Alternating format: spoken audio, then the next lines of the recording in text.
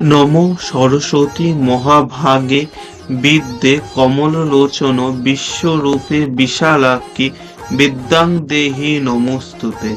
জয় জয় দেবী চরাচর সারে কুচুজগ শোভিত মুক্তাহারে বিনা রঞ্জিত পুস্তক হস্তে ভগবতী ভারতী দেবী নমস্তুতে।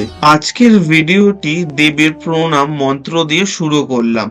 তাহলে সরস্বতী পুজোয় অঞ্জলি দিয়েছেন তো, কিন্তু জানেন কি এই পুজো ঠিক কবে শুরু হয়েছিল?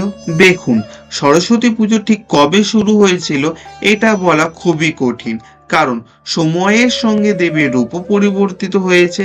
হ্যাঁ বন্ধুরা, আজ যে দেবীকে আমরা বিদ্যা, জ্ঞান ও সঙ্গীতের জন্য পুজো করে থাকি, তিনি কিন্তু আগে নদী দেবী হিসেবে পূজিত হতেন। পরবর্তীকালে পুরাণ ও উপনিষদে দেবীর রূপ পরিবর্তিত হয়ে বিদ্যে ও জ্ঞানের দেবীতে পরিণত হয়। এই বাংলায় সরস্বতী পুজোর ব্যাপক প্রচার শুরু হয় মূলত মধ্যযুগ থেকে।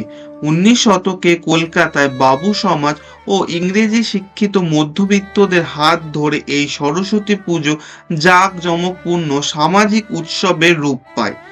বর্তমানে এটি স্কুল, কলেজ সহ প্রতিটি বাঙালির ঘরে দেবী পূজিত হচ্ছেন।